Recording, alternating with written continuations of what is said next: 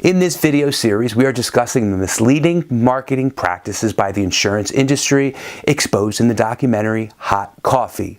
In episode 1, we discussed the McDonald's hot coffee case, and in episode 2, we discussed damage caps. In this episode, we will discuss how politics can influence elections and how judges can influence the legal system.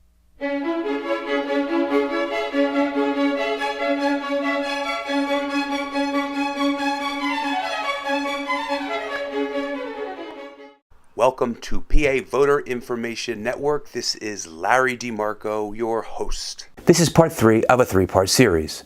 In the documentary Hot Coffee, it profiled the election of an Illinois Supreme Court justice in 2008, in which politics played a critical role in electing a judge favorable to big business and the U.S. Chamber of Commerce. John Grisham followed his friend Justice Oliver Diaz and wrote a book about it called The Appeal. He discussed the book right here. The Appeal was a book I published. It's completely fiction, and it's completely true. It's a story of the purchasing of a Supreme Court seat in Mississippi and what's happened in this country in the past really 10 years. There's been a well-financed, well-coordinated effort on the part of big business and the Chamber of Commerce to purchase seats on Supreme Courts. 30 some odd states elect their judges, and almost all those states have no restrictions as to private money. So you've got some very powerful special interest groups raising lots of money to buy judgeships. And the races have become terribly expensive, even in small states.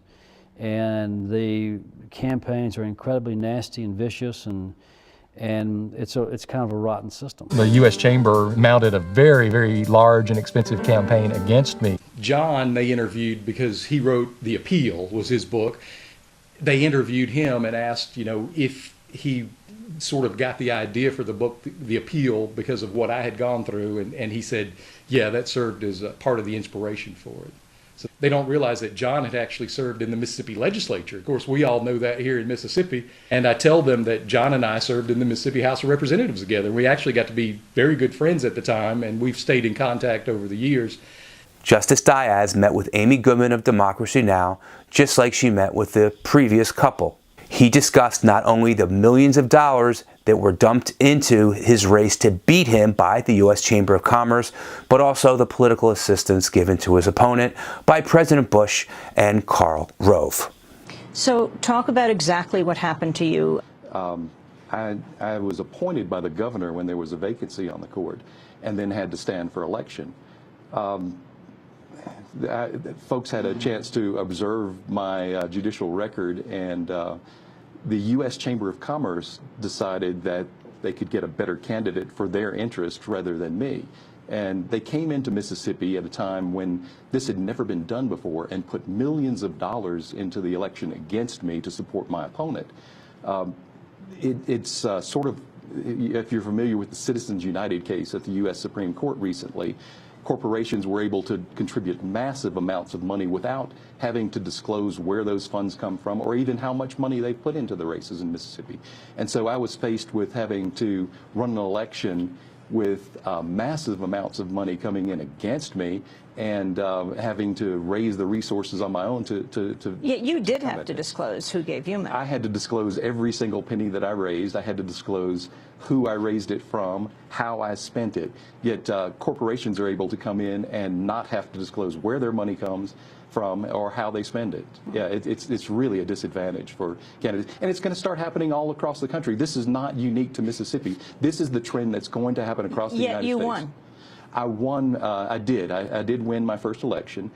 We were able to prevail. But after the election, the U.S. attorney who was appointed by George Bush was a Republican congressman, a guy who got defeated for Congress, and George Bush put him in for a U.S. attorney. He then began to investigate Democratic donors to judicial races in Mississippi, and began a prosecution of me at that time, a prosecution based upon my campaign contributions.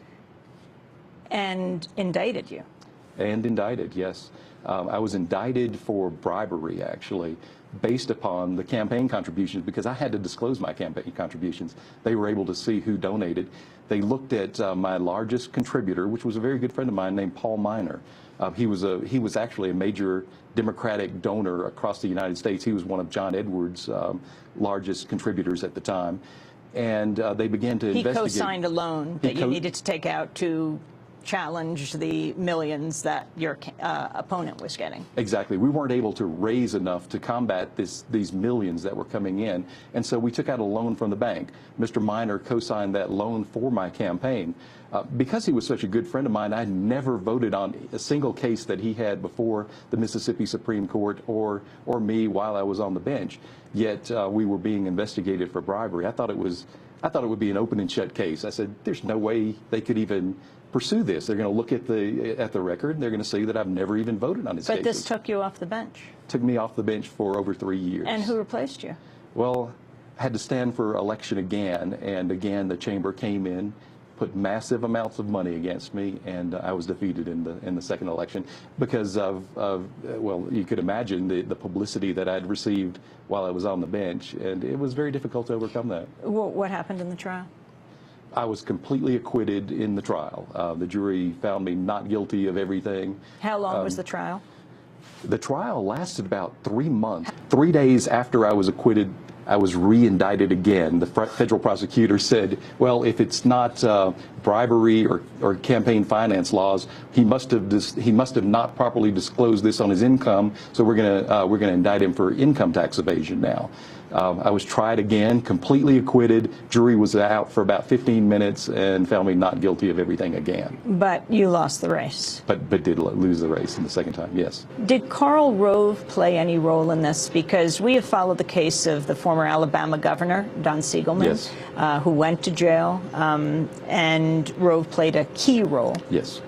You would be surprised at the similarities in the cases. We've since learned that this is sort of the MO that the Rove and his machine actually used. They came into the state of Texas and took over the Supreme Court there.